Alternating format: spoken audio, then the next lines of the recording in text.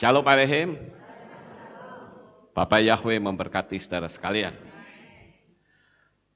Malam hari ini kita bersama-sama merayakan Hari Raya Matsah yang kedua.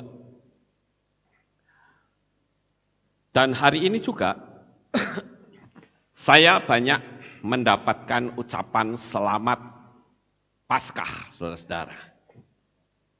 Ada banyak WA yang masuk ke saya yang mengucapkan selamat Paskah Pak Lukas. Saya jawabnya bingung, saudara-saudara. Saya hanya memberi jawab, terima kasih, Paskahnya sudah lewat 1 minggu yang lalu. Saya jawab begitu, saudara. Kenapa? Karena perayaan Paskah atau Pesah, menurut kitab suci, itu dirayakan pada tanggal 14 bulan Nisan. Sementara hari ini sudah tanggal 21 bulan Nisan. Ya, tahun 5781. Jadi kalau saya mengatakan bahwa Paskahnya itu sudah terlewat, salah atau tidak, saudara? Enggak salah ya, karena saya ngomong sesuai dengan kitab suci. Bukan apa kata banyak orang, apa kata gereja, apa kata sinode, saya lebih condong untuk apa kata kitab suci saja. Pasti itu aman, saudara-saudara. Nah, malam hari ini, kenapa kita merayakan penutupan Hamatsah, saudara-saudara? Kalau kita membaca di dalam kitab Wayikra atau kitab Imamat, pasal 23 ayat 6 sampai 8, di sana dikatakan, dan pada hari ke-15, hari ke-15 itu hari raya roti tidak beragi. Dan pada bulan itu, itulah perayaan roti tidak beragi bagi Yahweh. Selama 7 hari kamu harus makan roti tidak beragi. Pada hari pertama, pertemuanmu kudus harus menjadi milikmu. Kamu tidak boleh melakukan pekerjaan berat apapun dan kamu harus mempersembahkan persembahan api-apian bagi Yahweh 7 hari lamanya. Pada hari ke-7, pertemuan kudus, kamu tidak boleh melakukan pekerjaan berat apapun. Jadi di sini kita lihat Bapak Ibu, pada hari ke-15 itu ada perayaan roti tidak beragi. 1 minggu kemudian itu penutupan, karena di bagian bawah dikatakan bahwa pada hari yang ke-7 pertemuan kudus. Nah ini hari ke-7, saudara. Hari ke-7 dari tanggal 15 tadi. Ya Bapak Ibu, jadi kita harus tepat ikuti apa kata firman Tuhan. Saya juga ucapkan terima kasih kepada saudara-saudara yang sudah memberikan ucapan selamat kepada saya, selamat Paskah. Tentu saja saya menghargai niat baik saudara. Saya juga mengapresiasi karena saudara memberi ucapan selamat kepada saya, berarti saudara mengasihi saya. Namun saya harus luruskan bahwa perayaan Pesah itu sudah lewat. Baik, Bapak Ibu Saudara, kalau kita melihat penanggalan Gregorian sekarang, hari ini orang-orang merayakan perayaan apa? Jumat Agung. Nah, istilah Jumat Agung itu tidak ada, saudara-saudara. Yang ada itu Pesah, itu hari raya pertama. Hari raya kedua itu hari raya roti tidak beragi atau Hak Hamatsah, itu hari raya roti tidak beragi. Kemudian hari raya yang ketiga yaitu hari raya Yom Hapikurim, hari raya buah sulung. Nah hari ini orang-orang Kristen pada umumnya merayakan hari raya Jumat Agung. Nah itu tidak ada di kitab suci, saudara-saudara. Ya. Nah kalau tidak ada, terus sumbernya dari mana? Nah ini yang perlu dipertanyakan, yang pertama. Kemudian pas perayaan harusnya hari raya buah sulung, namanya jadi Paskah. Jadi simpang siur, saudara-saudara. Nah hari ini malah nyimpang lagi, tanggalnya tidak sama. Jadi kalau saya tetap lebih aman kita ikuti apa yang kitab suci tulis. Hari raya Paskah dan hari raya roti tidak beragi, itu menurut kitab Wayikra, pasal 23, saudara-saudara, itu dirayakan berdasarkan tanggal. Ini mesti ngerti ya. Sementara perayaan Yom Habikurim atau hari raya buah sulung itu tidak dirayakan menurut tanggal, tapi menurut hari. Yang kitab suci dikatakan setelah Sabat. Setelah Sabat berarti hari Rishon atau Minggu, saudara-saudara. Makanya kalau kita lihat tahun lalu sama tahun sekarang, tahun besok itu Paskahnya itu beda-beda. Antara Paskah dengan Yom Habikurim itu beda-beda, saudara. Kadang ya cuma pas 3 hari, ada yang 5 hari, ada beda-beda. Karena penentuan Pesah dan roti tidak beragi itu ditentukan tanggal. Sementara Yom Habikurim atau perayaan buah sulung itu ditentukan dengan hari. Sampai di sini paham ya Bapak Ibu? Saya tidak perlu terangkan lagi. Malam hari ini saya akan ajak saudara untuk mendengar firman Tuhan dengan tema, inilah aku untuk melayanimu. Tadi kita sudah bersama-sama menyanyi bukan?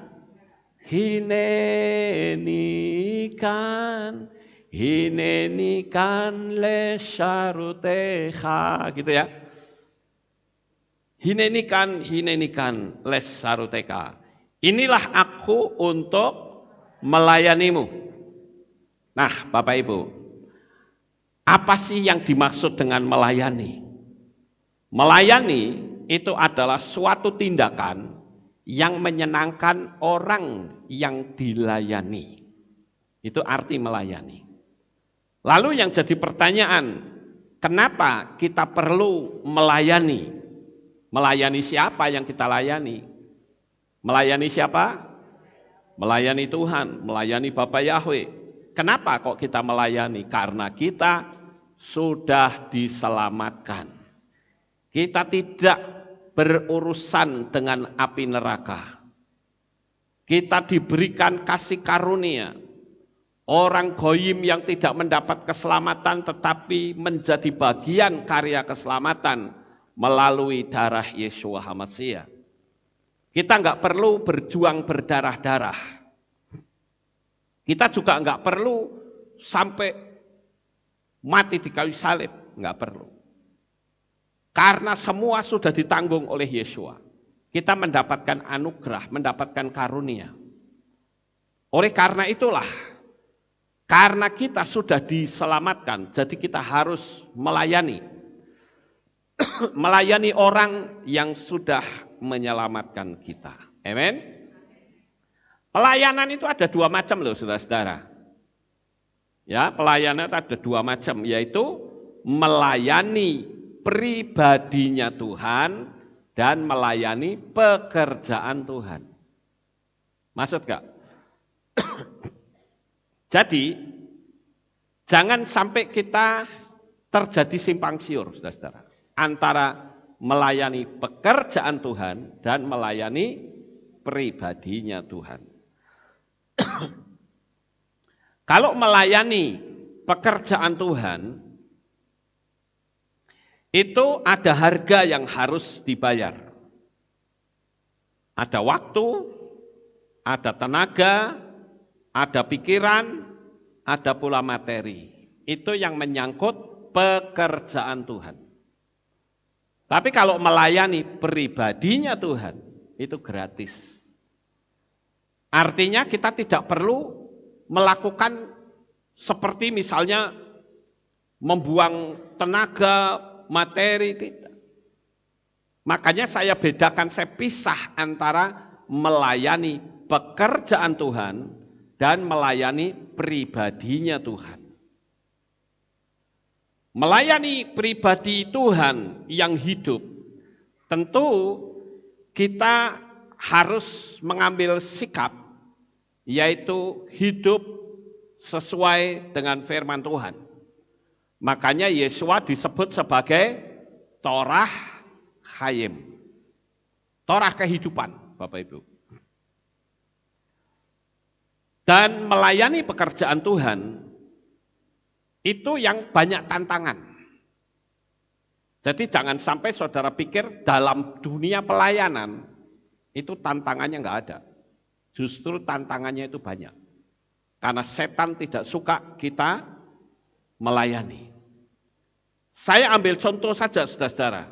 Orang yang melayani pekerjaan Tuhan, seperti misalnya pemusik, ya, kemudian pengkhotbah, kemudian apalagi bagian sound, ya, itu melayani pekerjaan Tuhan.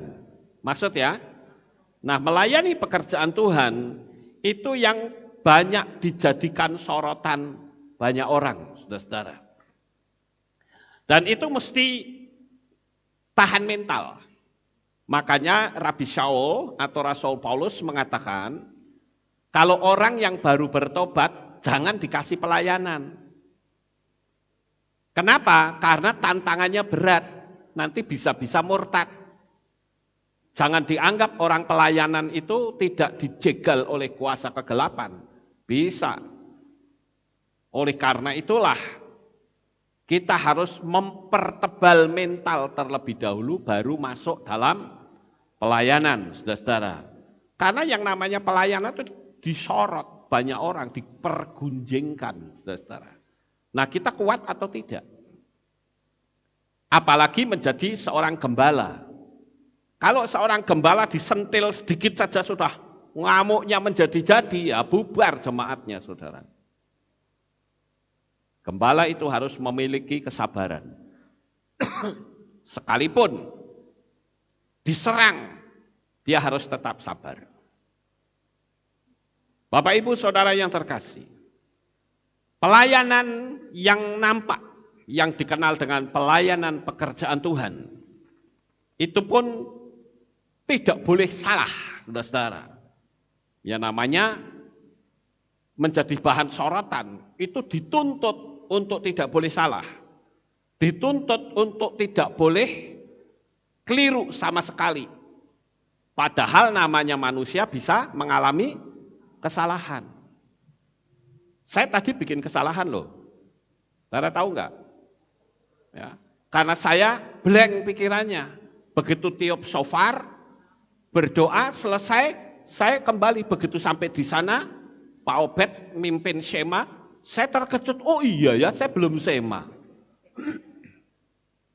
Itu manusiawi, saudara-saudara. Jadi bukan terus tak bikin sengaja, tidak. Itulah manusiawi. Kadangkala saya sedang khotbah begini, blank. Saya bingung, saya ngomong apa ya tadi?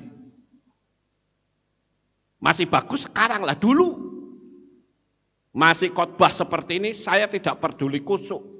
Masih khotbah, begitu ada coro datang, tak tinggal lari, saudara. Itu dulu, sekarang saya sudah berani. Ya, tapi saya nggak mau pegang itu karena banyak penyakitnya, banyak virusnya, saudara-saudara. Jadi kalau dulu begitu saya khotbah di sini, ada coro kelebat ke sana, itu hati saya sudah mulai bom, jangan ke sini gitu, saudara-saudara. Kalau ke sini, tak tinggal pelayu. Saya tinggal lari. Itu manusiawi, saudara-saudara. Ya. Karena itu tidak sengaja. Artinya memang kelemahannya di situ. Jadi Bapak Ibu yang terkasih, yang namanya orang pelayanan di luar menghadapi banyak orang, itu tantangannya cukup besar. Ada orang yang mau melayani saja, tangannya dingin semua, saudara. Lalu bolak-balik ke toilet. Wah, ini artinya nervous, saudara. Grogi. Kalau orang grogi kan gitu, bolak-balik pergi ke toilet, ya, kencang-kencing terus. Akhirnya apa? Akhirnya dia sendiri kebingungan mau ngomong apa. Karena semua itu saya alami, saudara. Saya alami, boro-boro orang segini banyaknya. Ya. Karena waktu dulu saya sekolah saja disuruh ngomong di depan anak-anak paling nggak seberapa saja, saya nggak berani, nggak bisa. Apalagi sekian banyak. Ya, itulah yang namanya nervous, saudara. Karena disorot oleh orang banyak. Dan juga harus tahan terhadap kritikan.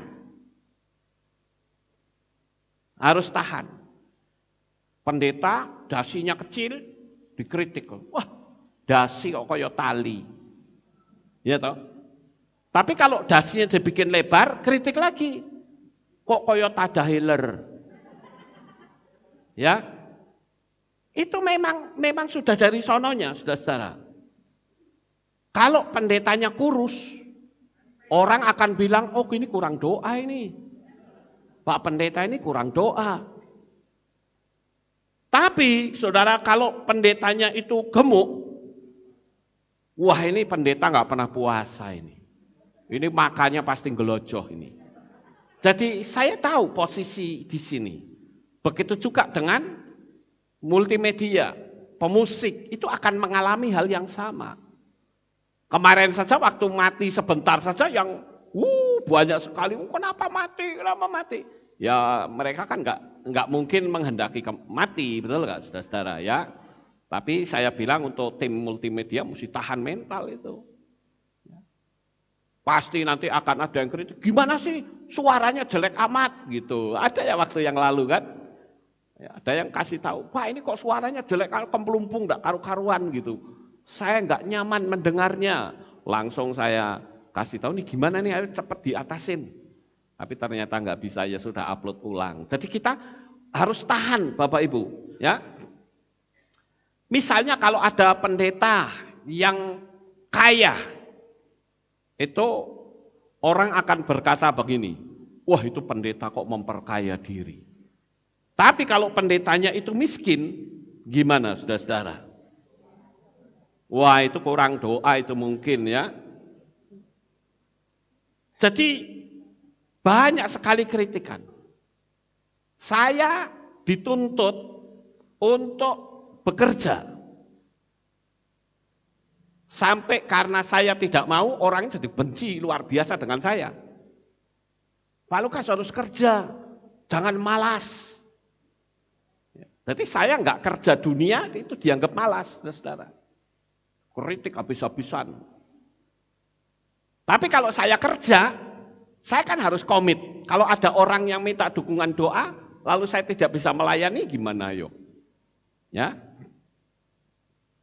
Jadi kita melihat bahwa yang namanya pelayanan itu kita mesti tahan di dalam mental, Bapak Ibu. Baik pelayanan di sini maupun pelayanan di situ atau pelayanan keluar. Pokoknya semua yang namanya pelayanan itu harus tahan dan berani mental saudara diobok-obok sama orang. Karena juga disorot, saudara-saudara. Lalu sekarang yang perlu dipertanyakan, pelayanan yang seperti apa? Karena tadi kan kita sudah bersama-sama menyanyi, bukan? Ya, inilah aku untuk melayanimu. Jadi kalau berkatakan inilah aku untuk melayanimu, pertanyaan yang pertama dan prinsip adalah, betulkah kita siap melayani? Ini yang penting, saudara-saudara. Kadang orang ngomong saking menggebu-gebunya pelayanan, dia tidak tahu bahwa dalam dunia pelayanan itu juga ada bahayanya. Orang bertobat, setan bilang tak seret nanti di bagian tengah-tengah. Begitu dia masuk pelayanan, diseret sama setan. Akhirnya kepahitan. Bukannya maju, malah kepahitan. Setan bertepuk tangan, wah lo Ayo, katanya kamu udah diselamatkan. Sekarang orangnya bilang apa? Wes, aku nggak perlu ke gereja lagi, nggak perlu ke kehilat lagi. Ngapain? Orangnya brengsek semua. Selesai kan? Setannya sukacita, saudara. Makanya saya katakan melayani itu dua macam. Melayani pekerjaan Tuhan dan melayani pribadinya Tuhan. Dan dua pelayanan ini harus ada balance, keseimbangan. Kalau cuman pelayanan pekerjaan Tuhan saja, tanpa melayani pribadinya Tuhan juga salah. Harus ada perimbangan. Nah, saya akan tunjukkan beberapa hal yang menyangkut dalam pelayanan. Pelayanan itu berupa apa? Ternyata kalau saya renungkan banyak Bapak Ibu. Yang pertama adalah berdoa. Berdoa itu berkomunikasi dengan Tuhan, itu termasuk pelayanan pekerjaan Tuhan atau pelayanan kepribadinya Tuhan. Pribadi, berarti saya yakin saudara sudah bisa membedakan ya antara pribadi dengan pekerjaan Tuhan.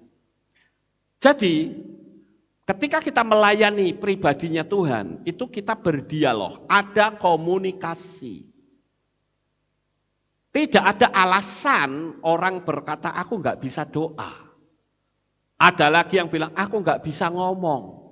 Padahal kalau ngomong cerewet. Nah itu bagaimana Bapak Ibu? Makanya di sini dibutuhkan pemahaman bahwa kita itu punya Tuhan yang hidup. Dan dia adalah sosok pribadi yang perlu berdialog dengan kita. Paham Bapak Ibu? Jadi jangan sampai kita lalu tidak ada komunikasi dengan Tuhan. Kalau kita berbicara tentang komunikasi dengan Tuhan, dipertanyakan lagi. Apakah ketika kita berkomunikasi selalu minta-minta? Atau kita menyanjung? Kalau orang biasanya, kalau berdoa, itu selalu ada permintaan, ndak ketang ming satu. Ya, coba saja saudara perhatikan diri saudara masing-masing. Sudah berdoa bla bla bla bla, nanti minta, gitu loh. Nah kebiasaan ini yang harus kita coba hilangkan, saudara. Jangan menjadi peminta-minta. Artinya, oh kalau gitu berarti orang minta nggak boleh. Boleh. Tapi cobalah luangkan waktu 1 hari atau 2 hari yang kalau berdoa itu tidak ada unsur permintaan. Yang ada itu hanya sanjungan, pemujaan kepada Tuhan. Nanti saya ngomongnya bagaimana? Gampang, saudara-saudara. Tinggal saudara lihat diri saudara sendiri saja. Saudara bisa berkata, terima kasih ya Bapak Yahweh, hari ini saya bisa menghirup nafas yang segar. Gampang kan sebetulnya. Saudara ingat lagi kebaikan Tuhan. Terima kasih ya Tuhan, sampai hari ini saya sehat. Bisa kan? Terima kasih Tuhan, saya diberi pakaian, diberi tubuh yang sehat, yang lengkap. Itu bisa. Terima kasih Tuhan, saya diberi kemampuan untuk bisa setir. Macam-macam saudara bisa ceritakan sama Tuhan. Nah itu yang disebut dengan melayani pribadinya Tuhan. Ya, jadi cobalah kita lakukan, ndak ketang seminggu cuman 1 kali. Ketika kita berdialog, berkomunikasi dengan Tuhan, tidak ada unsur minta. 1 saja. Saudara akan lihat begitu sukacitanya Tuhan ketika saudara disanjung. Jangan setiap datang minta, tiap datang minta. Nanti giliran mereka hidupnya kelimpahan, nggak pernah ingat sama Tuhan, saudara-saudara. Ini kan tidak tepat, saudara-saudara. Akhirnya nanti ketika Tuhan itu bisa lihat kita, ini pasti minta lagi nih, coba lihat. Ya datang Tuhan, kami berterima kasih, saya minta. Nah benar kan, minta lagi. Selalu begitu, saudara-saudara. Coba sekarang sekali lagi bikin, jangan meminta kepada Tuhan. Di dalam berdoa juga bisa menjadi juru syafaat. Juru syafaat itu kita mendoakan orang lain. Ya, jadi doa itu unsurnya banyak, saudara. Ada unsur minta, ada unsur pemujaan, ada unsur jadi intercession atau juru syafaat, macam-macam. Pemujaan pun ada yang cuma hanya pakai kata-kata, ada yang memakai musik. Tapi yang jelas buat hati Tuhan itu senang. Amin. Itu yang pertama, melayani dengan doa. Sekarang yang kedua, melayani dengan memberitakan kabar baik, yaitu kabar keselamatan. Saat ini untuk kita memberitakan kabar baik, yang paling mudah itu di mana, saudara? Di YouTube, itu paling mudah, saudara. Sekarang hampir semua orang yang menggunakan komputer, mereka mengakses YouTube selalu. Kalau dulu kan YouTube nggak terkenal, saudara. Sekarang dia punya level sudah sama dengan Mbah Google. Jadi pemberitaan yang paling mudah itu pakai YouTube, saudara. Jadi bukalah channel YouTube. Kalau nanti viewernya banyak, malah saudara bisa dapat uang. Banyak saya lihat di YouTube ya, ada orang-orang yang sampai viewernya jutaan, subscribernya jutaan. Tapi ketika saya lihat materi videonya, nggak ada edukasi sama sekali, saudara. Itu pun laku. Nah ini kan bisa menjadi alternatif. Ada seorang perempuan yang saya pikir orang ini cerdas sekali.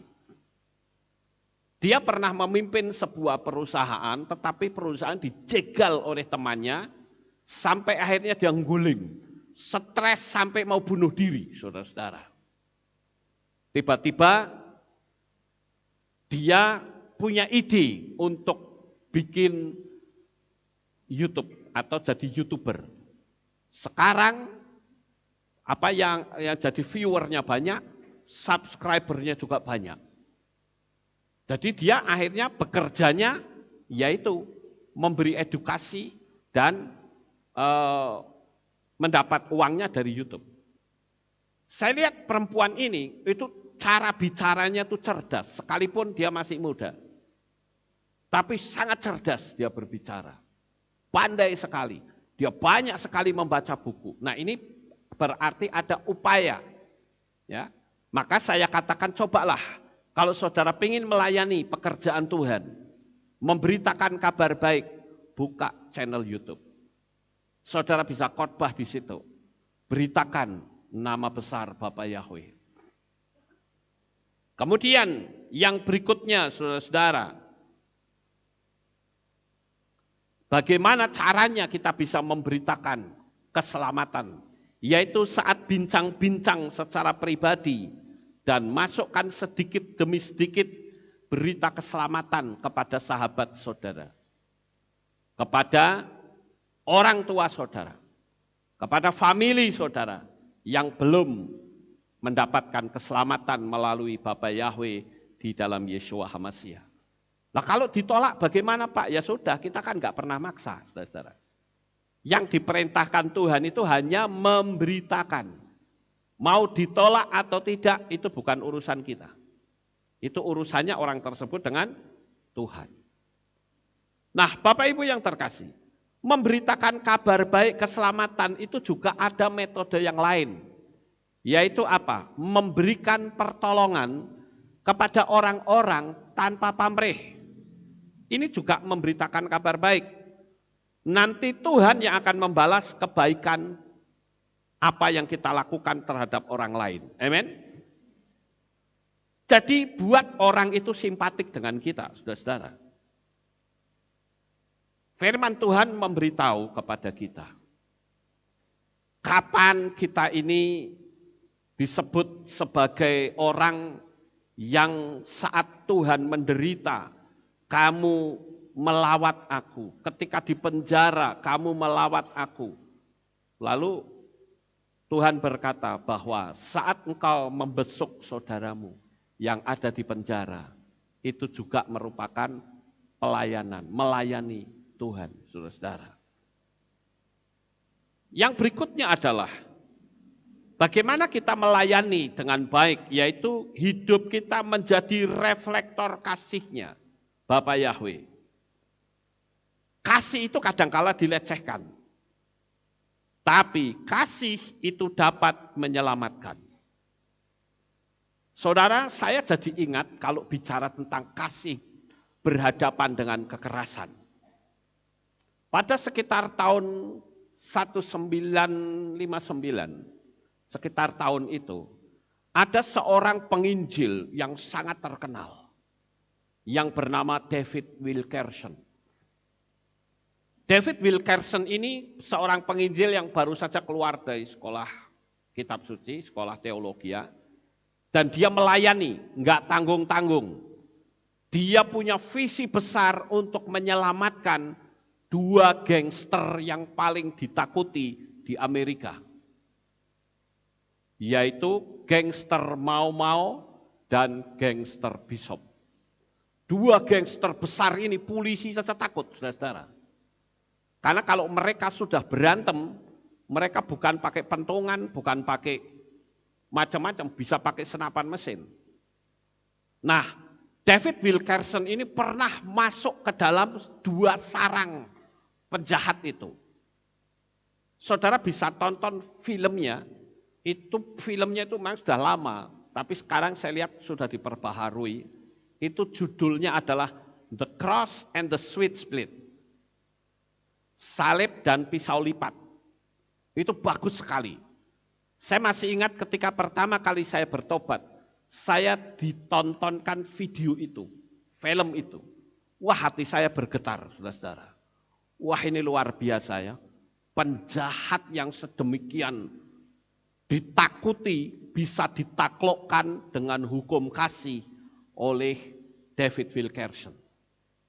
Sampai pada waktu itu ada seorang kepala gangster, kalau tidak salah gangsternya Mau Mau. Dia berkata begini, kamu datang lagi ke sini tak cincang kamu, tak potong-potong tubuhmu. Apa jawab David, saudara?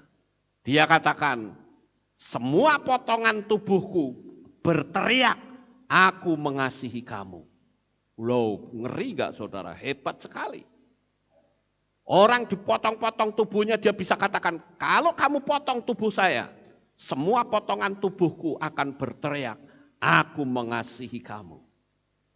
Wah, ini luar biasa. Maka saya katakan inilah yang namanya pelayanan, Bapak Ibu. Pelayanan untuk membawa jiwa-jiwa baru kepada Tuhan. Maka kita perlu bertanya, saya ini sudah berapa tahun menjadi jemaat Aleph Tau? Berapa jiwa yang sudah saya menangkan? Ayo saudara bisa tanya pada diri saudara masing-masing. Mau ditanyakan sekarang boleh, nanti pada waktu pulang juga boleh. Berapa sih sebetulnya jiwa-jiwa yang sudah aku menangkan? Saya bersyukur saudara-saudara, sekalipun banyak video saya yang di take down sama YouTube, tapi saya bersyukur melalui YouTube banyak sekali orang-orang yang diselamatkan, yang tadinya tidak memanggil nama besar, nama kudus Bapa Yahweh, sekarang mereka memanggil nama kudus itu. Jadi yang namanya pemberitaan Injil itu bermacam-macam, saudara-saudara. Saya dulu masih ingat pada waktu anak saya Michael masih kecil, saya suka menaburkan traktat, saudara. Saya potong traktat, kemudian saya kasih plastik, saya ikat dengan balon udara. Kemudian anak saya Michael tak suruh ngelepasin sambil berdoa dulu, ya. Jiwa-jiwa dimenangkan gitu ya, terus dilepas. Wah itu ngaca itu. Apa artinya? Selebaran itu entah jatuhnya kemana, siapa yang membaca itu juga wujud dari memberitakan Injil, saudara-saudara. Jadi yang namanya pemberitaan Injil itu banyak sekali. Kemudian ada cara lain yaitu menggunakan traktat. Saudara ketik bikin traktat masalah keselamatan, lalu membagi-bagikannya. Saya dulu punya teman seorang pendeta, dulu dia itu mantan tukang cukur, saudara-saudara. Mantan tukang cukur.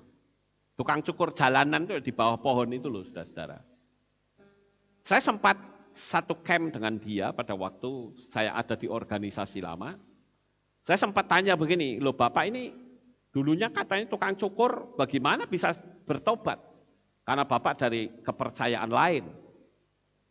Dia bilang ketika itu saya sedang mencukur orang. Tapi begitu selesai, yang namanya tukang cukur jalanan kan lebih banyak nganggurnya dari kerjanya, saudara-saudara. Nah pada waktu dia sedang duduk termenung, tiba-tiba ada bis lewat. Wus gitu. Di dalam bis itu ada traktat yang jatuh. Lalu diambil, karena dia nganggur, dia baca.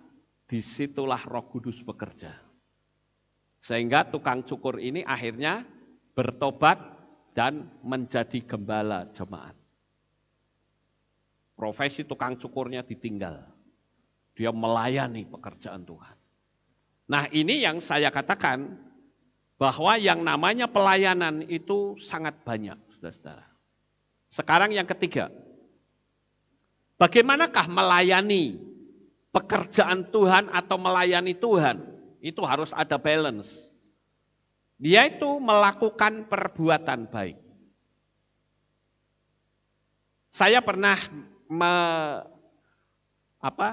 berbincang-bincang dengan seseorang,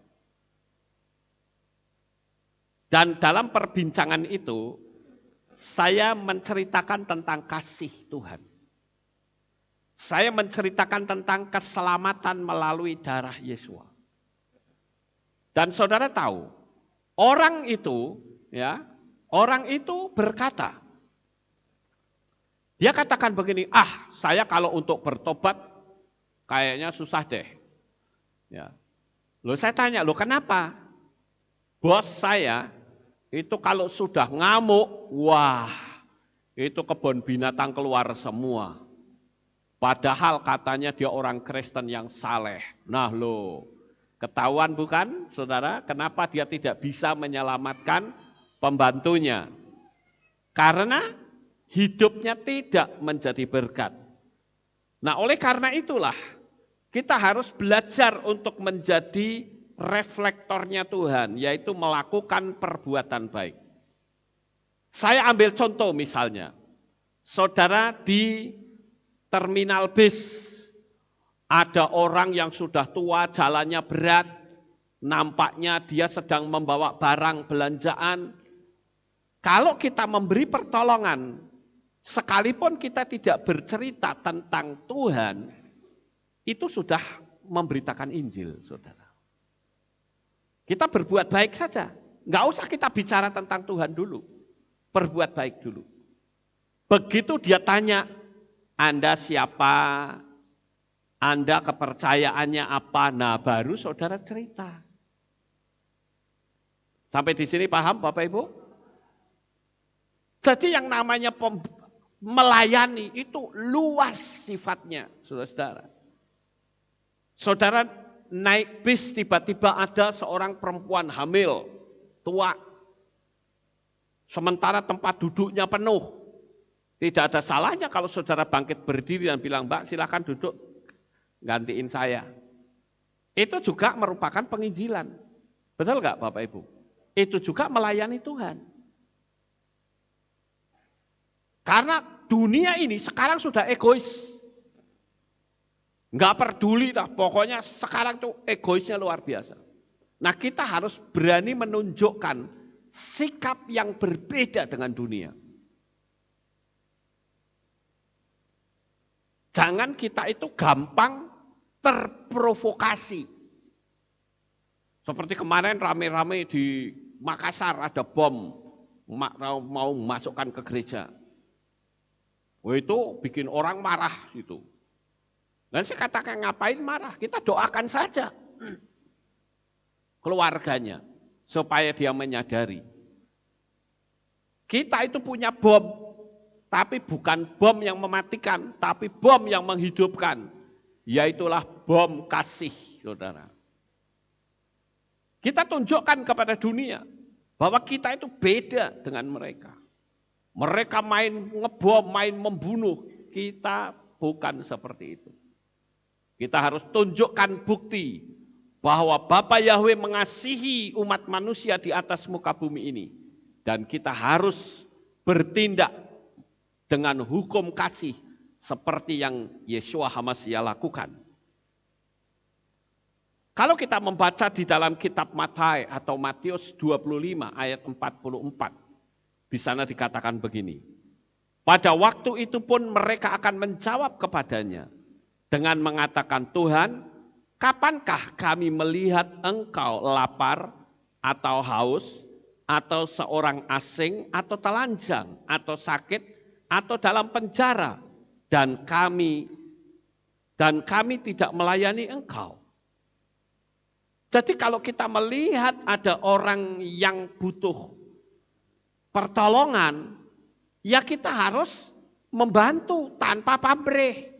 Itu namanya melayani Tuhan. Paham gak Bapak Ibu? Menyenangkan hati Tuhan. Jadi kalau kita mau memberi pertolongan kepada orang, gak usah diundat-undat. Kalau misalnya orangnya memang sudah tidak suka dengan saya, sudah. Kita melayani itu kan dasar kita kasih. Gak usah diundat-undat, oh dulu itu loh, dulu, gak usah. Karena kalau kita undat-undat ya, orang itu bisa sakit hati sama kita. Kalau kita memang melayani aja dengan tulus. Oh itu porsi kita kok. Paham gak Bapak Ibu? Tapi kalau kita main ngundat-ngundat begitu, orang yang akan ditolong kita akan mikir, wah nanti jangan-jangan kalau saya benturan bisa disamakan seperti itu. Ya, jadi kalau melayani dengan tulus. Makanya Yesua mengatakan kalau kamu memberi tangan kanan, tangan kiri nggak boleh lihat.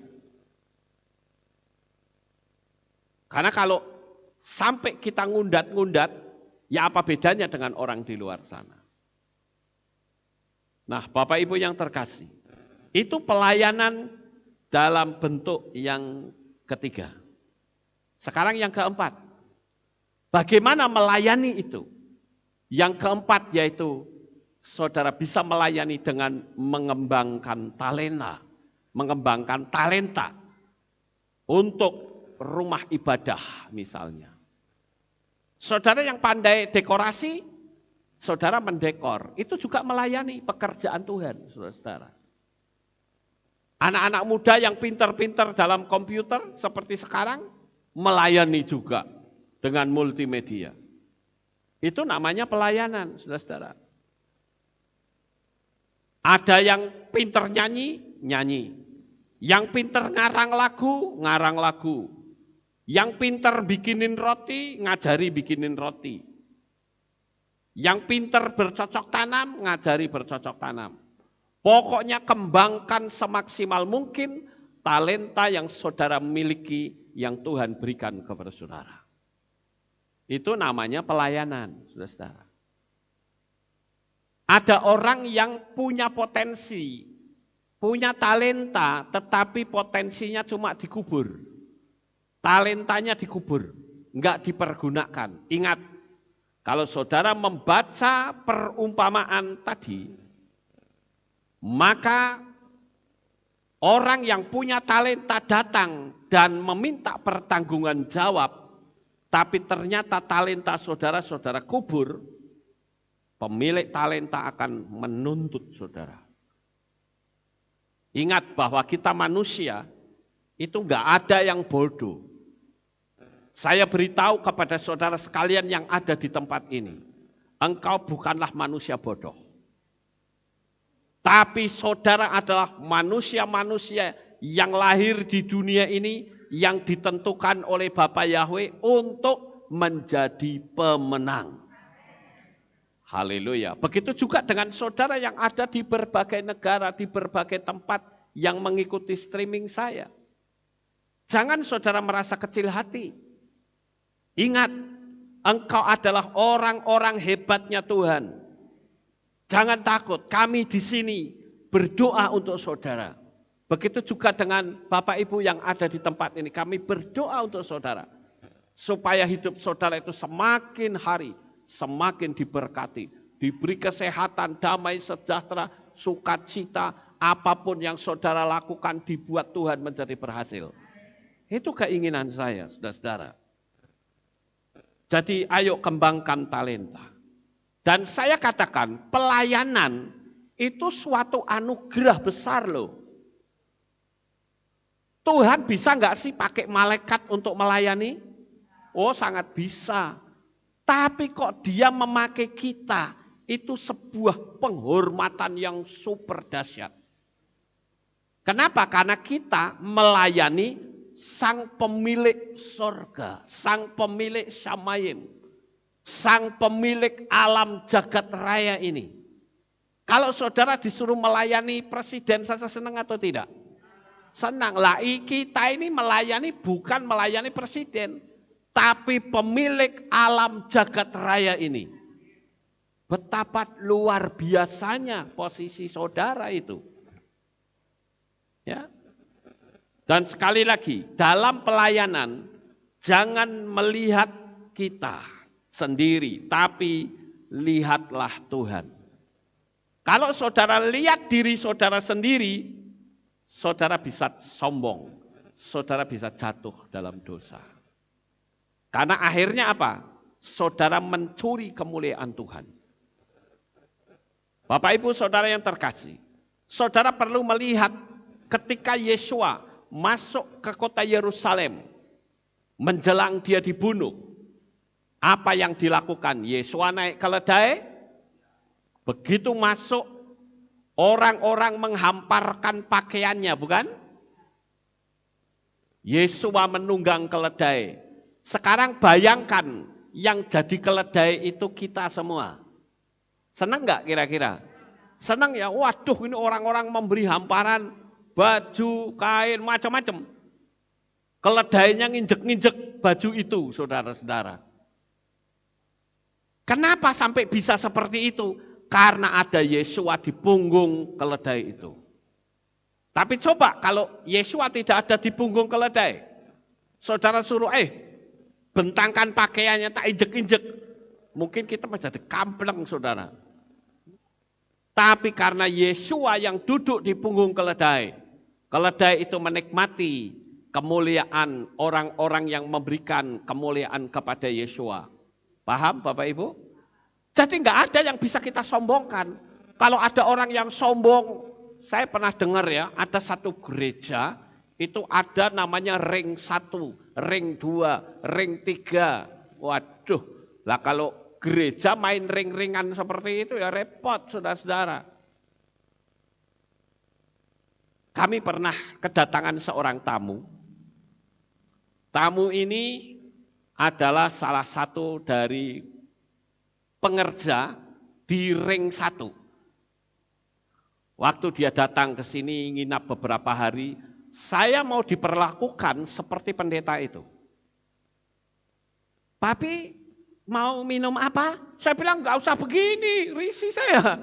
Ya, karena kami biasa seperti ini. Enggak, saya minum-minum ambil sendiri ya. Mau makan apa? Enggak usah, nanti saya ambil sendiri. Karena di tempat kami seperti itu. Saya bukan gerejamu, saya bilang gitu. Pakai ring 1, ring 2. Enggak bisa seperti itu, saudara-saudara. Bagi saya, saudara di sini di mata saya itu sama. Ya. Saya enggak pernah mau membeda-bedakan. Karena saya tahu saya melayani bukan materi saudara yang saya layani, tapi saya melayani adalah kehidupan saudara. Itu yang saya layani. Jadi saya ingin agar supaya kehidupan Kita semua itu menyatu. Siapa sih saya, saudara? Saya tidak lebih dari keledai yang diduduki Tuhan kok. Nah kalau Tuhan meninggalkan keledainya, ya keledainya nggak bisa berbuat apa-apa. Betul nggak Bapak Ibu? Jadi untuk kita menghindari kesombongan, ingat saja cerita itu. Keledainya enak jalan tunu-tunu, wah podo ngasih pakaian sambil bawa daun palem. Mungkin kalau keledainya sombong, enak gua, ya dikasih hamparan palem. Dia nggak tahu sebetulnya bahwa yang mereka melakukan itu bukan untuk keledai, tapi untuk si penunggangnya. Begitu juga malam ini Bapak Ibu. Kalau memang betul kita melayani, lihat pelayanan itu bukan pada diri sendiri, tetapi siapa yang kita layani. Dengan kita melayani dengan sungguh-sungguh, maka yang dilayani juga akan senang.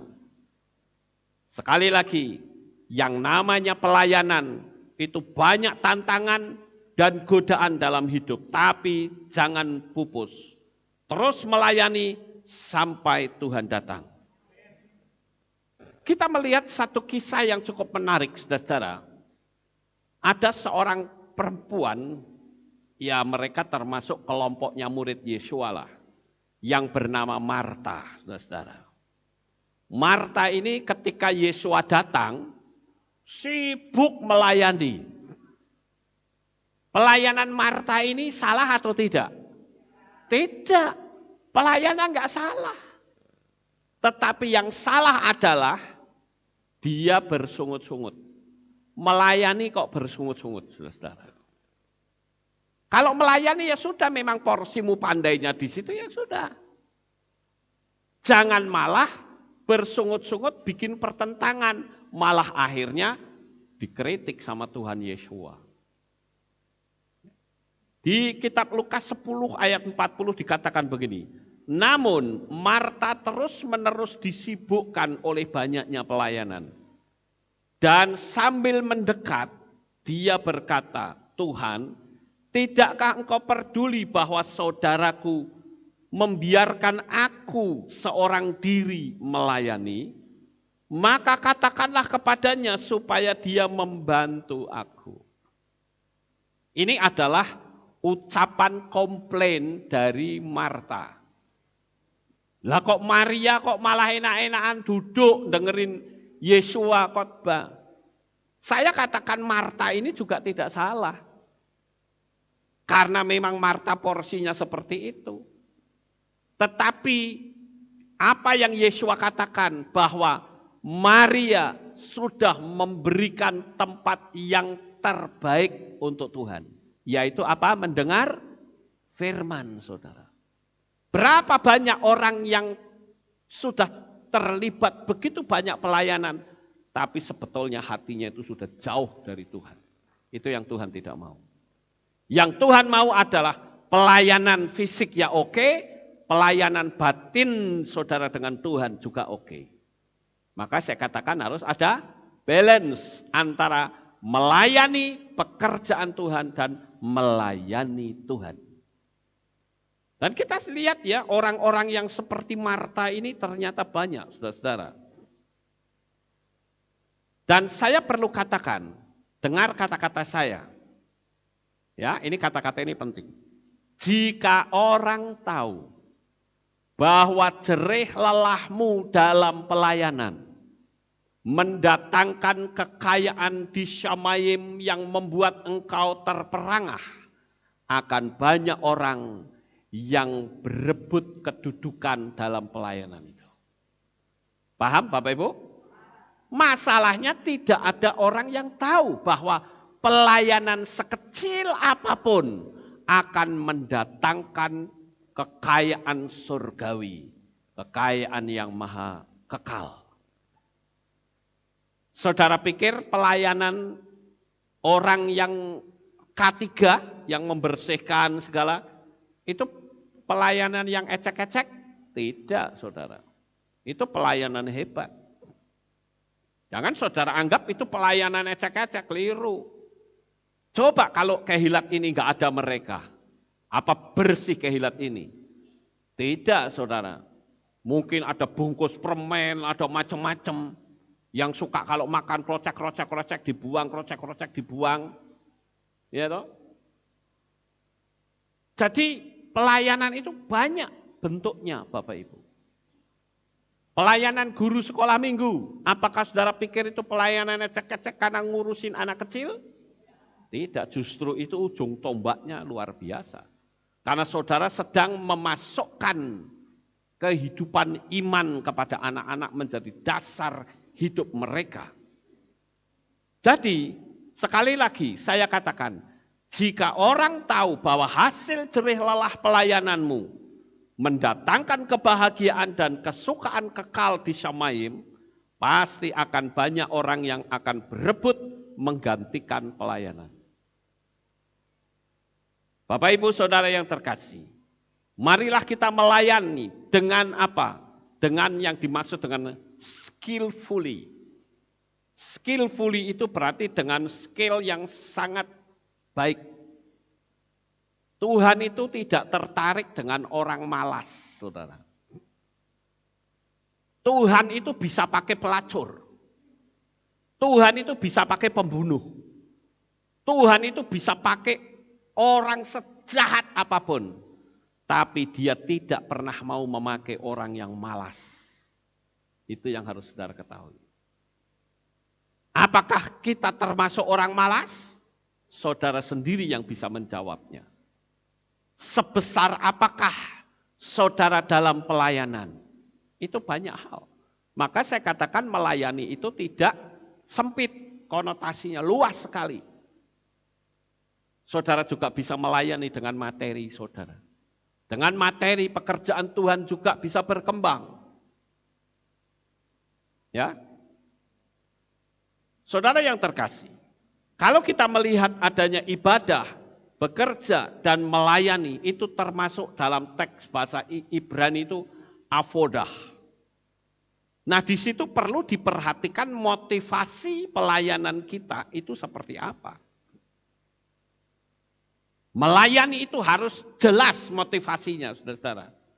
Karena kalau pelayanan kita enggak jelas motivasinya, misalnya saudara melayani karena ya itu mertua saya ada di situ, enggak enak kalau saya enggak melayani, itu enggak tulus. Saya melayani karena pacar saya senangnya memiliki seorang yang melayani, itu juga enggak baik. Melayani yang betul adalah aku melayani karena aku cinta kepada Tuhan. Aku melayani karena aku sudah diselamatkan oleh darahnya. Itu baru benar. Kalau orang sudah sampai pada level seperti itu, sekalipun saudara ditinggal pacar, saudara akan tetap setia beribadah. Tapi kalau motivasinya buruk, begitu pisah, bubar sudah kemana-mana, saudara. Ditanya, loh ini kok sekarang nggak datang? Mau putus sama pacarnya, bubar, lari kemana nggak tahu, ke gerejanya juga nggak tahu. Itu artinya motivasinya sudah ketahuan, Anda motivasinya salah. Ayo, siapa yang masih seperti itu? Mungkin saudara yang ada di rumah barangkali. Saudara merasa, oh itu aku bertobat. Lihatlah kemuliaan Bapa Yahweh. Jangan melayani karena pacar. Jangan melayani karena ada mertua di situ. Tapi layanilah karena aku memang cinta Tuhan. Kalau sudah levelnya sampai sejauh itu, nggak akan bisa digoyahkan, saudara. Ya. Dan jangan sampai pelayanan itu karena apa? Pengangguran. Jangan, saudara. Lihat ketika Yesua memanggil murid-muridnya, Petrus, apakah dia sedang nganggur? Tidak, Petrus justru sedang mencari ikan, dipanggil, saudara. Jadi kalau kita melayani itu karena timbang nganggur pelayanan. Karena ada orang yang seperti itu, saudara-saudara. Kalau orang yang melayani timbang nganggur, repot, saudara-saudara. Akhirnya apa? Nanti begitu dia dapat job, pekerjaan, pelayanannya akan ditinggal. Karena kan hati itu tidak nyambung sama sekali. Karena motivasinya salah, saudara-saudara. Kemudian yang berikutnya, melayani. Itu motivasinya apa? Melayani itu motivasinya jangan uang, saudara. Jangan materi motivasinya. Sekali lagi, kalau motivasi Anda itu karena uang, saudara akan kecewa. Maka itulah sebabnya melayani karena uang itu disebut sebagai hamba.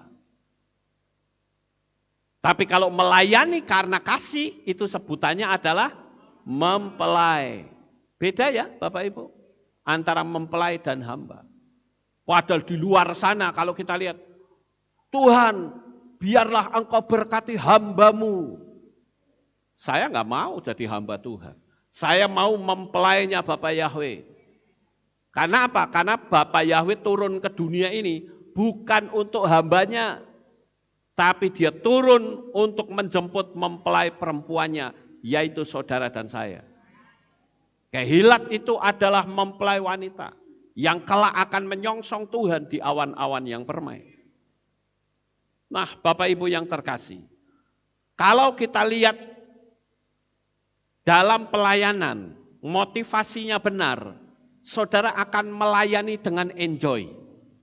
Benar, akan melayani dengan hati yang penuh sukacita. Memang akan ada banyak waktu yang dibuang. Seperti saya lah, saya ambil contoh gampang saya sendiri. Saya itu cinta pekerjaan Tuhan, saudara-saudara. Saya cinta dengan Bapak Yahweh yang sudah menyelamatkan saya. Kalau saya menyiapkan materi, apalagi beberapa waktu ini kan kita ibadahnya gencar ya. Ada tiga hari raya berturut-turut, belum lagi ibadah yang biasa. Dalam 1 minggu saya mesti menyiapkan banyak materi. Itu kalau dibilang orang nggak kuat pikirannya bisa stres loh saudara. Tapi saya tahu bahwa saya itu cuma ngepek dari Tuhan. Tuhan suruh ngomong apa tak tulis. Jadi saya enjoy saja. Walaupun memang harus ada waktu yang saya korbankan. Saya belajar terus supaya saya paham betul. Begitu saya paham, saya bagikan kepada jemaat. Tujuannya apa? Supaya jemaat itu bisa diberkati oleh Bapak Yahweh. Nah, sebagai bagian yang terakhir Bapak Ibu, saya akan tunjukkan kepada saudara tentang orang melayani, tapi dia tidak menyadari akan kasih Sang Bapa. Kalau saudara membaca di dalam Lukas 15 ayat 25 sampai 32, di sana diceritakan tentang adanya si sulung dan si bungsu. Si sulung ini begitu adiknya pulang, karena adiknya sudah menghambur-hamburkan harta bapaknya, begitu dia pulang bukannya disambut dengan sukacita, malah marah-marah. Coba saya bacakan ya. Lukas 15, 25 sampai 32. Adapun anaknya yang sulung sedang berada di ladang, masih di ladang loh. Dan ketika tiba, dia mendekati rumah, dia mendengar musik dan tari-tarian. Lalu sambil memanggil salah seorang dari hamba-hambanya, dia menyelidik apa artinya hal-hal ini. Dan dia menjawab kepadanya, saudaramu telah kembali dan ayahmu telah menyembelih anak lembu tambun. Karena dia mendapatkannya kembali dalam keadaan sehat. Kemudian dia menjadi marah dan tidak mau masuk. Sebab itu sambil keluar ayahnya mendesak dia. Namun seraya menanggapi dia berkata kepada ayahnya, lihatlah telah bertahun-tahun aku menghambakan diri kepadamu dan aku tidak pernah melanggar perintahmu, tetapi engkau belum pernah memberikan kepadaku seekor anak kambing pun, supaya aku dapat bersukaria bersama sahabat-sahabatku. Tetapi ketika anakmu ini yang telah melahap kehidupanmu bersama para pelacur datang, engkau menyembelihkan anak lembu tambun untuknya. Lalu dia berkata kepadanya, nak, engkau selalu ada bersamaku dan semua milikku adalah milikmu. Jadi seharusnya lah bersukaria dan bersukaria karena saudaramu ini adalah orang mati tetapi dia sudah hidup kembali dan dialah yang terhilang tetapi dia sudah ditemukan. Ini yang saya katakan iri hati, Bapak Ibu. Jadi batu sandungan. Sekarang yang menjadi pertanyaan, bagaimana dengan orang-orang yang mungkin dulu pernah meninggalkan kehilat kita? Sikap kita dengan mereka seperti apa? Ini yang penting, saudara. Saya banyak dimusuhi orang. Tapi kalau saya ketemu dengan orang yang memusuhi saya akan tetap bersikap ramah dan bersikap baik. Kenapa? Karena itu sama saja saya menghimpun harta di Samayim. Jadi jangan pernah kita memusuhi orang lain, itu salah, saudara. Jangan juga iri hati seperti si sulung tadi. Malah jadi batu sandungan. Kalau ada orang atau adiknya kembali, harusnya kan dia ikut sukacita, bukan? Bukannya malah marah, Bapak kamu tidak mau ngasih seperti itu, kan kurang ajar namanya, saudara. Harusnya bersukacita, aduh adikku sekarang selamat. Tapi dia tidak memanggil adik loh, anak bapak. Itu saking bededeknya, saudara. Itu kan orang yang tidak tahu berterima kasih. Ya. Dan dia tidak paham bahwa sebenarnya dia memiliki harta juga. Orang-orang yang model seperti si sulung inilah yang selalu bikin konflik dalam pekerjaan Tuhan. Tapi pada malam hari ini saya percaya Bapak Yahweh akan memakai saudara dengan sangat luar biasa. Dan saudara berani berkata terang-terangan, inilah aku Tuhan, aku mau melayanimu. Sukses besar untuk saudara. Bapak Yahweh memberkati. Haleluya. Kita tunduk kepala dan kita akan berdoa. Kami mengucapkan terima kasih dan syukur kepadamu ya Bapa. Malam hari ini kami telah mendengarkan renungan firman-Mu. Biarlah kami bisa melayani dengan sebaik-baiknya untuk kemuliaan dan hormat bagi nama-Mu. Inilah doa syukur yang kami naikkan di dalam nama Adonai Yeshua HaMashiach. Kami sudah berdoa. Amin. Kita akan dengar pengumuman. Shalom. Kami berharap jemaat dalam keadaan diberkati Bapa Yahweh. Sebentar kita akan menyimak info sekilas dari pengumuman Kehilat Aleph Tau. Info ibadah anak. Ibadah anak akan dimulai kembali pada hari Minggu 4 April 2021 pukul 9 pagi di Kehilat.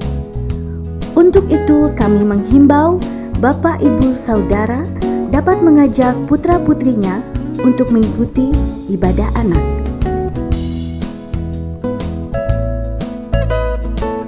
Demikianlah pengumuman untuk minggu ini. Sukacita melimpah bagi saudara semua. Bapa Yahweh memberkati.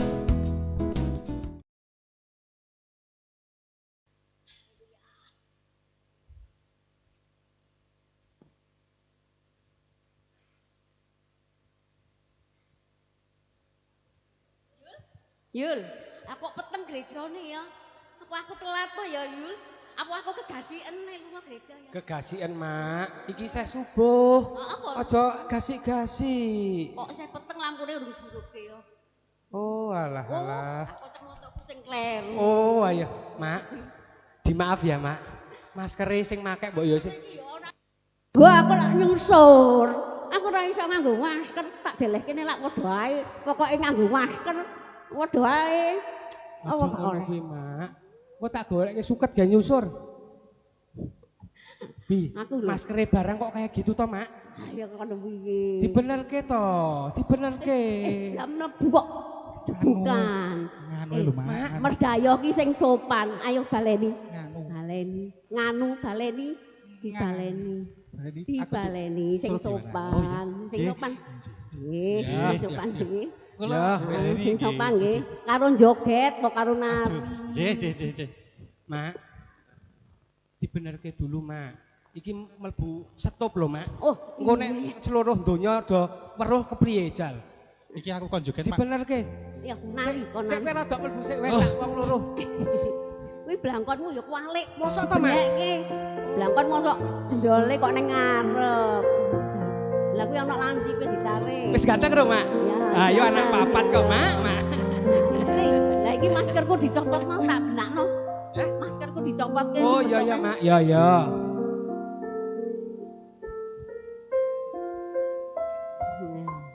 Kok nyantol-nyantol to, Mak? Wis sing tamune mondi ya? Tamune mondi. Tamune mau kae kok ya ora mlebu-mlebu, Mak. Selak wengi ya, Mak. Nah, ya ngono kuwi sing Ya, sopan. ngono kuwi jal apik ya, Jan.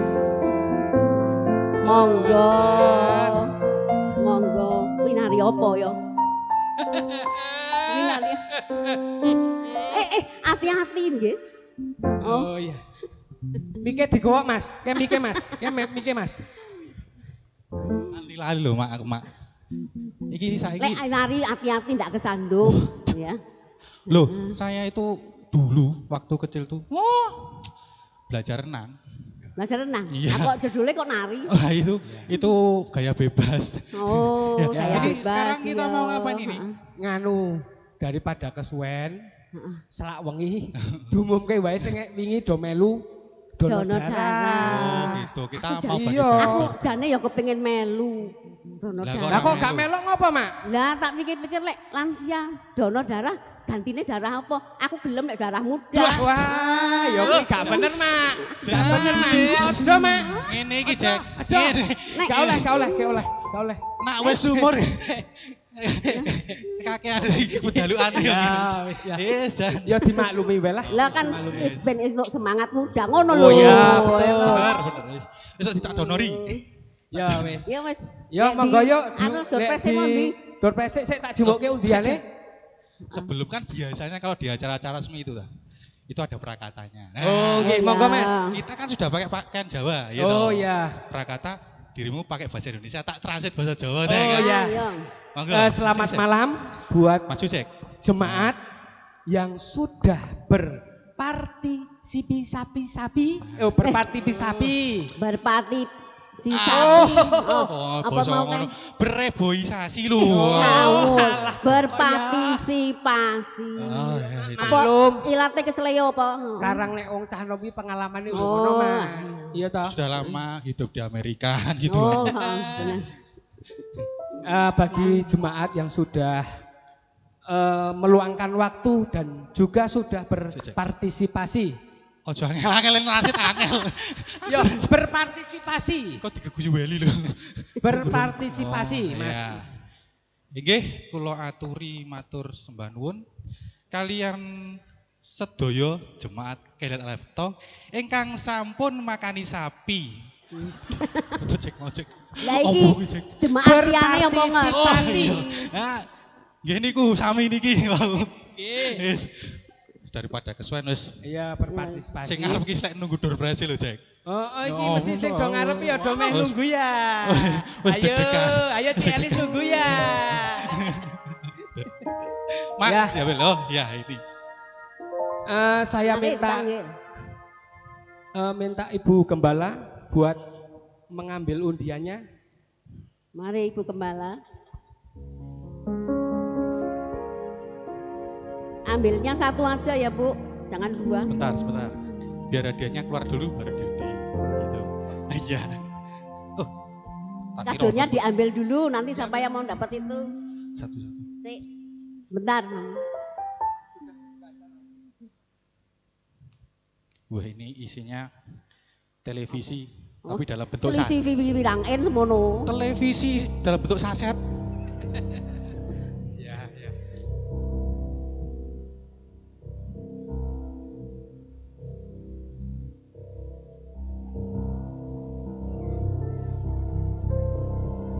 Amang, Wah, tepuk tangan buat Hameng. Seragane iki. Wah, yes. Mana Oh. Saudara Hameng? mana ini orangnya? Saudara Hamang, Panggilan buat saudara Hameng. Enggak ada ya? Oh ya, kalau begitu karena tidak ada ya. Enggak, ini kalau karena tidak ada, biasanya kalau penerimaannya enggak ada, nanti saya sumbangkan ke keluarganya gitu. Lagi, satu lagi ya, Mam. Iya, oh ya ini yang satu, oh ya.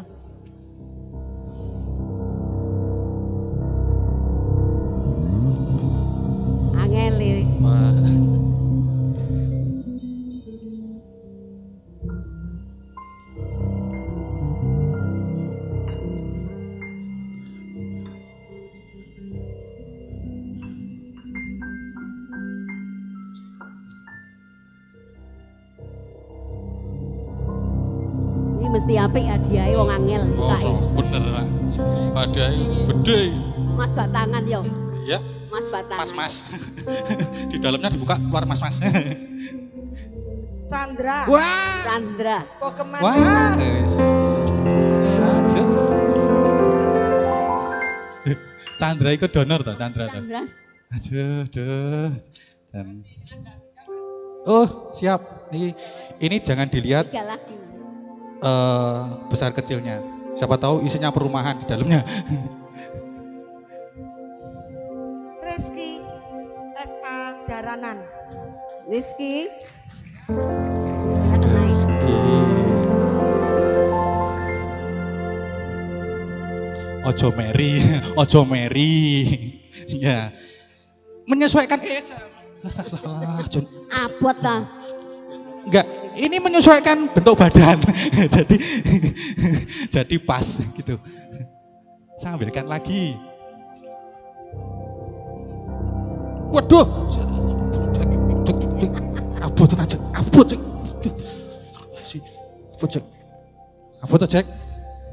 cek. Ah, lebay. Hati-hati pecah.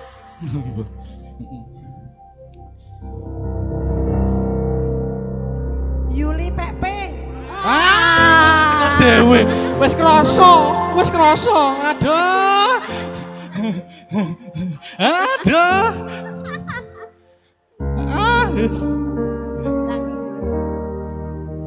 Jano batal kuwi.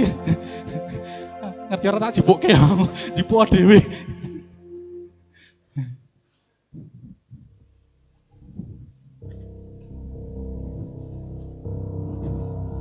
Ya.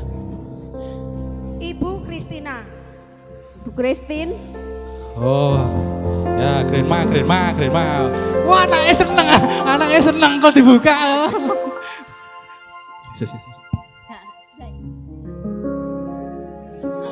Masih satu ya? Sudah belum? Masih satu. Sudah. Ya, terima kasih Mami. Terima kasih Mami. Terima kasih buat Ibu Gembala yang sudah Oh, kemudian. Mami salah moco. Loh, masa toh? Salah moco. Gitu? Ya, lho. Oh iya, iki salah Oh, berarti yang salah. terakhir iki. Maaf. Salah bocok. Ini salah ini. bocok. Salah. Bukan orangnya, bukan ini. Loh.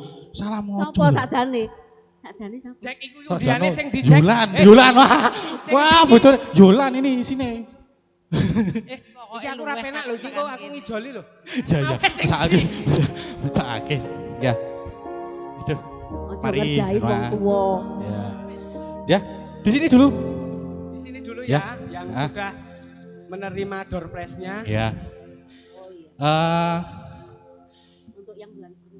Iya, Untuk kita mengingatkan kembali buat seluruh jemaat yang belum mengikuti berpartisipasi buat mengikuti donor darah, nanti dari panitia 7 hari raya nanti kita bulan Juni mengadakan donor kembali ya.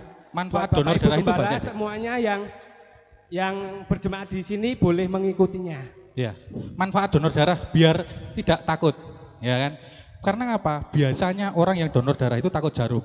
Dia mesti nggak pakai jam, mesti tanya jam piro. Wah iya, Iya, benar makanya itu. ada jarumnya. Iya. Nah, manfaat donor darah itu ketika nanti yang didonor di rumah aman dari nyamuk, gitu. Ora dicokoti entek. Ya. Ya sudah gitu aja.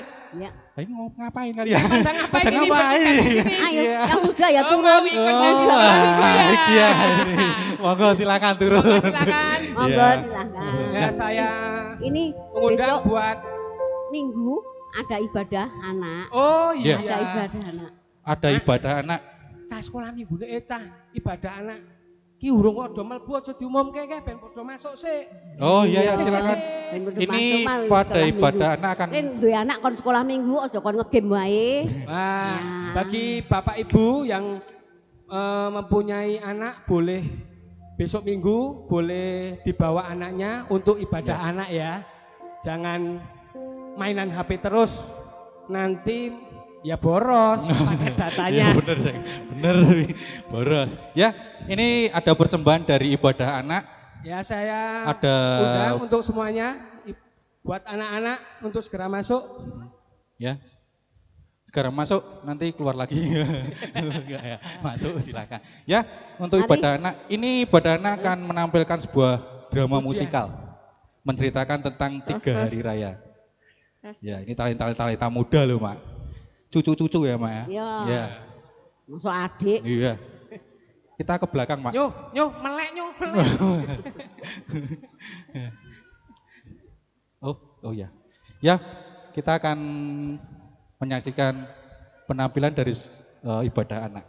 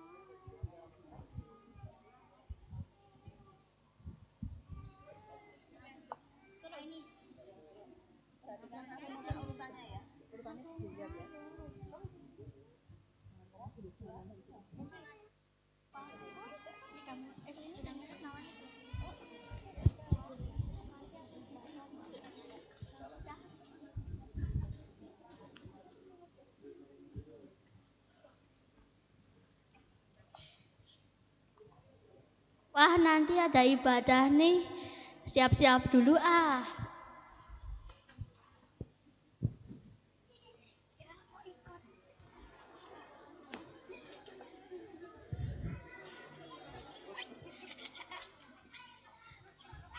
Dek, nanti jangan lupa, nanti kita ke Keilat loh, ada perayaan. Loh, perayaan apa, Kak?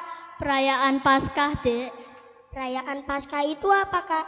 Paskah itu memperingati tentang kebebasan bangsa Israel dari perbudakan di Mesir. Jadi kita ikut merayakannya. Oh, gitu ya, Kak. Oke, siap-siap dulu ya, Kak. Oke.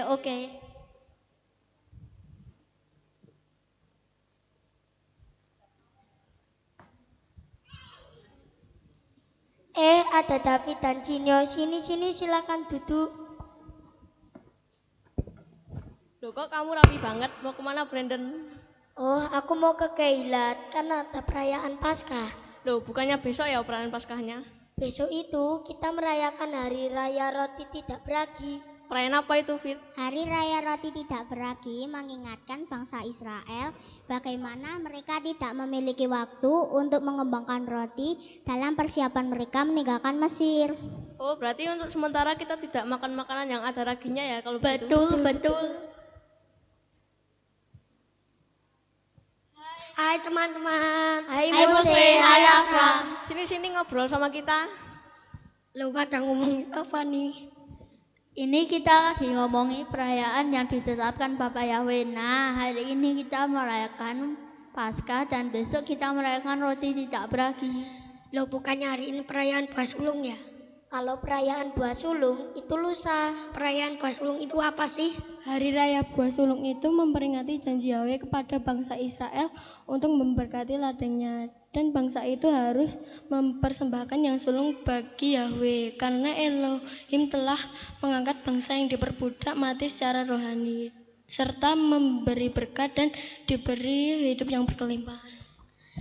Nah, berarti kita harus selalu mengucap syukur kepada Bapak Yahweh lewat kita merayakan perayaan-perayaan yang telah ditetapkan oleh Bapak Yahweh. Betul, Sam.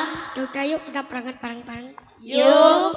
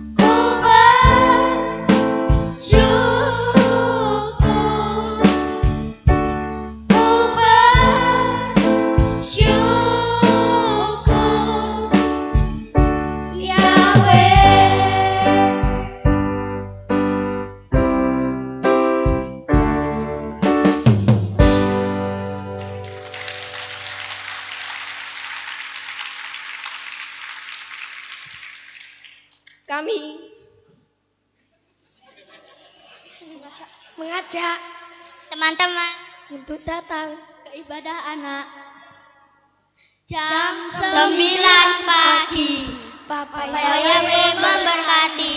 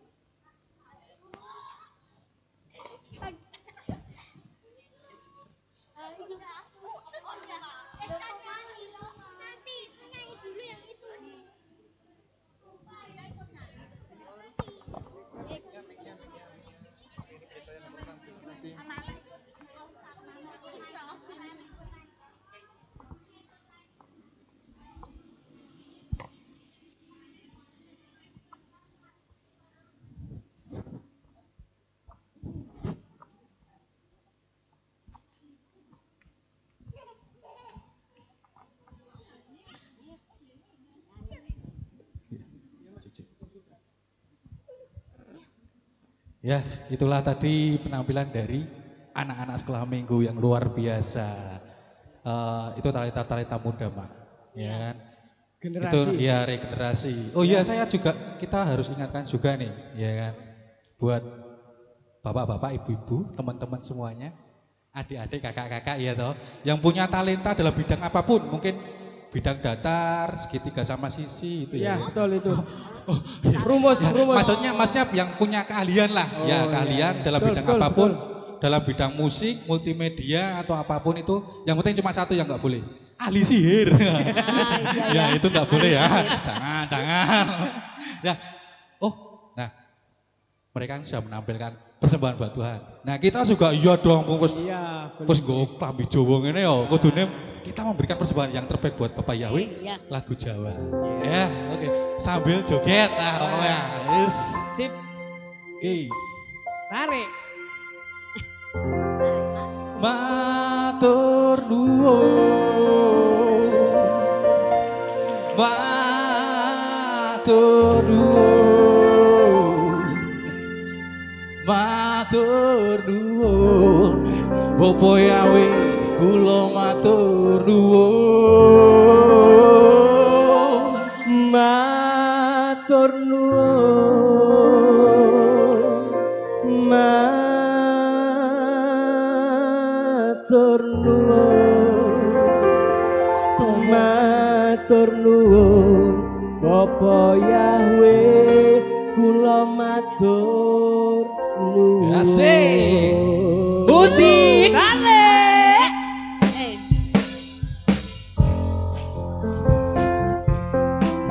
Ya sing apik ning joget to ya.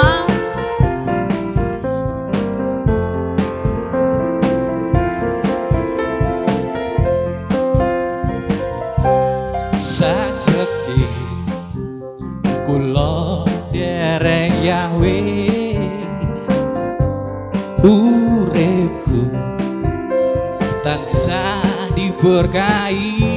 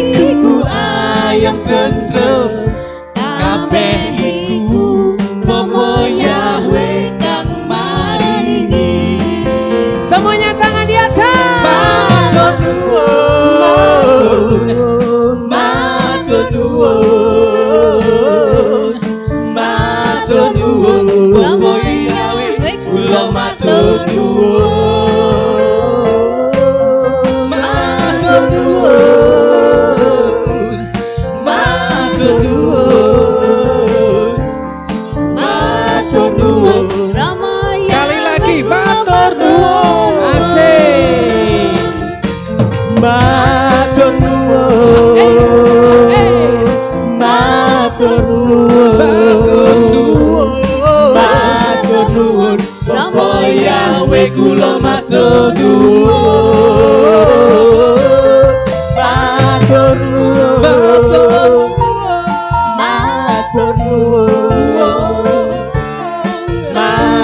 nuwun Rama Yahwe kula matur nuwun Bapa Yahwe kula matur nuwun Bapa Yahwe kula matur nuwun.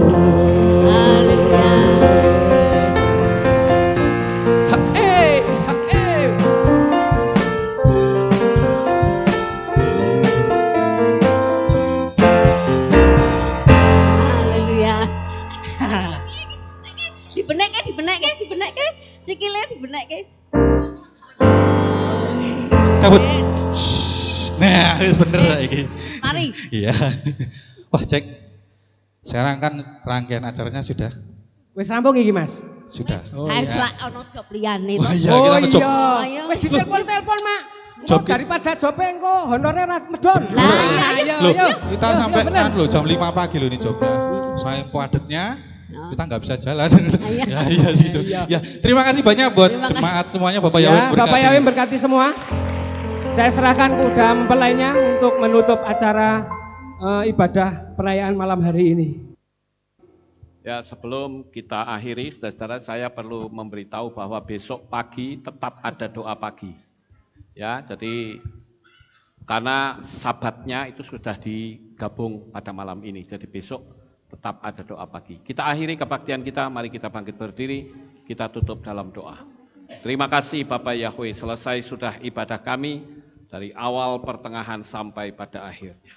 Sebentar lagi anak-anakmu akan pulang ke rumah mereka masing-masing. Kami mohon perlindungan-Mu supaya Engkau tuntun mereka sampai di rumah dengan selamat.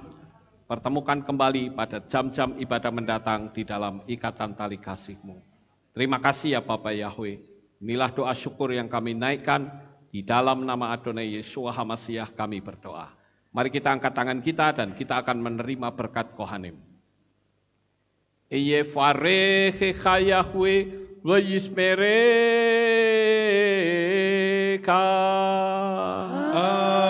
Amen.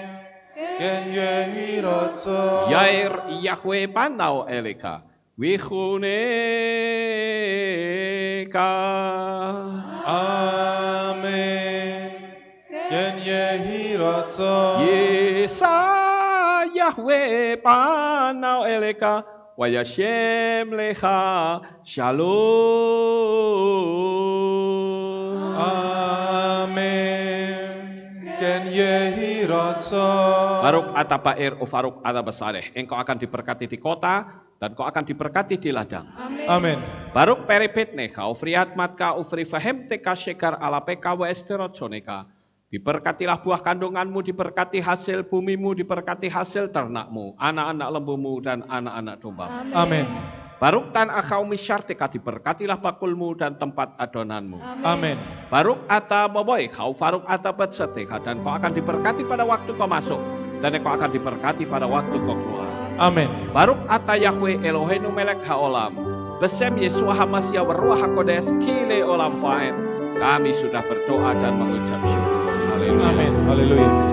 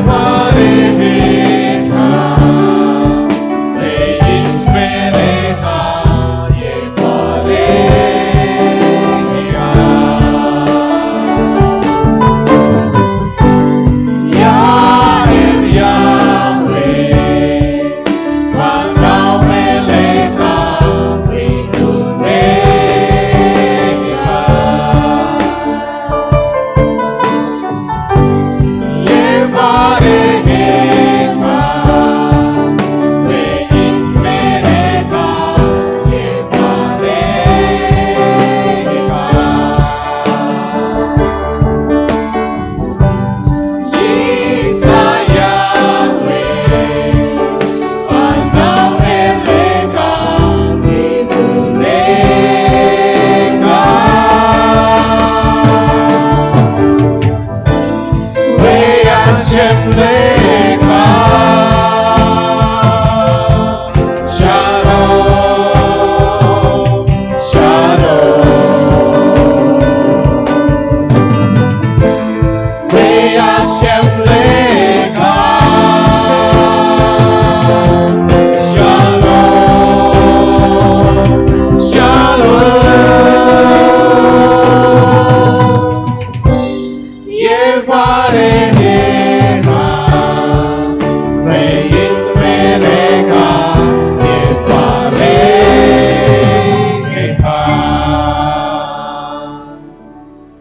Perhatian Bapak Ibu Saudara, dimohon duduk kembali karena kita mau bergantian untuk keluarnya ya.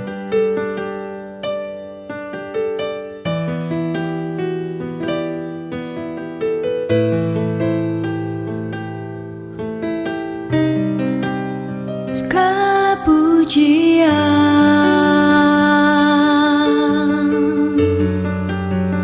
hanya untuk-Mu Tuhan, segala kehormatan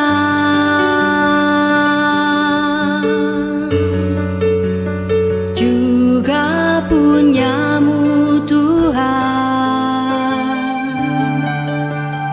Dari puncak tertinggi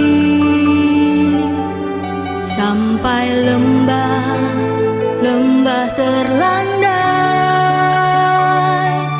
semua karya kasih cinta-Mu, sujud menyembah Sang Maha Pencipta.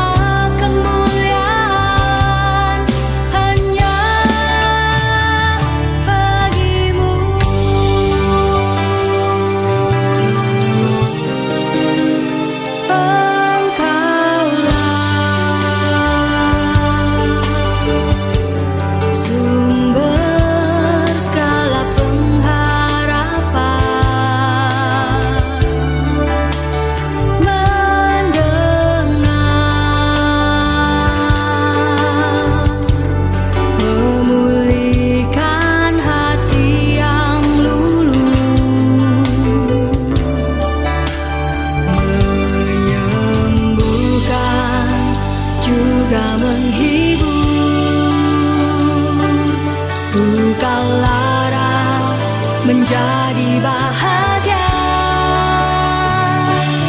agar semua diberkatinya, sebab kita kesayangan